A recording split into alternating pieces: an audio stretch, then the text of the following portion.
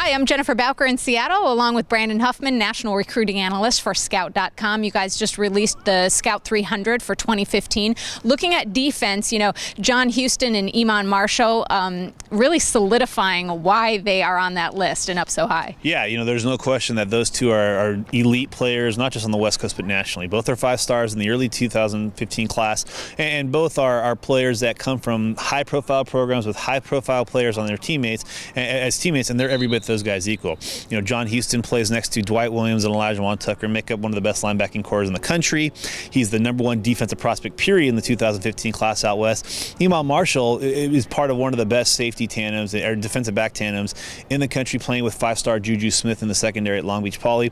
Iman Marshall's been one of those guys that's been able to hold his own for years, playing on the 7-on-7 circuit, was one of a few underclassmen at the opening this year, and showed that he belonged despite giving a year to a lot of those guys. And I think Iman Marshall may have had one of the most impressive performances when Long Beach Poly played Corona Centennial, and he locked up Barry Ware, who was a commit to UCLA, and held him without a catch. A week after Barry Ware put some pretty good numbers up against St. Bonaventure, and Marshall and Houston both are guys that I think that their best football still is ahead of them, and they are certainly key parts of their team's chances to return to the state championship game. Iman Marshall's Long Beach Poly team lost in the Division I state championship game last year. John Houston helped his team win the Division II state championship, and they're both making up, two guys that I think that somewhat get overshadowed because John Houston plays with Adoree Jackson and Iman Marshall plays with Juju Smith, who are the 1 and 2 players in the 2015 class. But next year we may be having the conversation between Marshall and Houston, at least on the defensive side of the ball.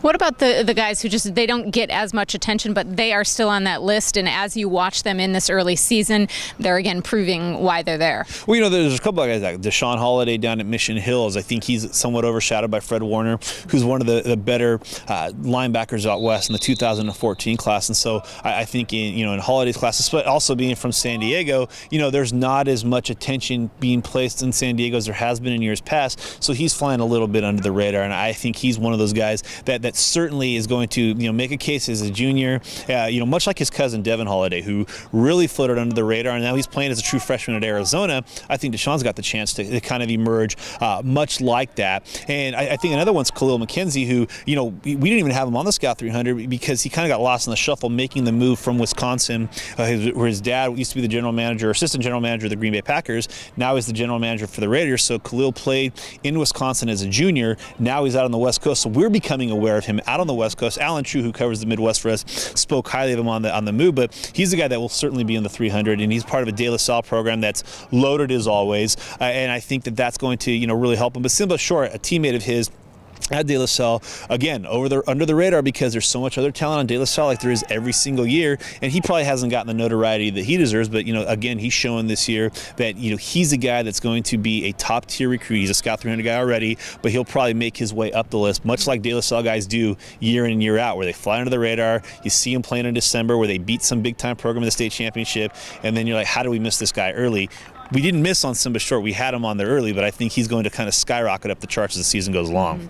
Well, speaking of miss, you don't always get it right the first time. This is a fluid process, and as you look at these early season games on defense, who do you think that maybe you're going to have to take another look at come spring? Well, I think McKenzie is certainly the guy that we're going to have to get to see a little bit more. Again, because he came in from Wisconsin, we knew about him because of his dad. His dad being a member of the Raiders front office, but didn't really get a chance to see him. And then watching some of his film, you could see why Ole Miss decided to offer him early. So he's certainly one guy that I think is going to definitely make a case to be a guy that's going to be a heavily recruited player. I think another one is Jake Grant, who's out at Horizon in Arizona. He had an early offer from Utah. He's on the offensive line, but a guy who I think can play on either side of the ball. He's another one that I think is going to have a chance to be on this list, or at least make some moves onto the list.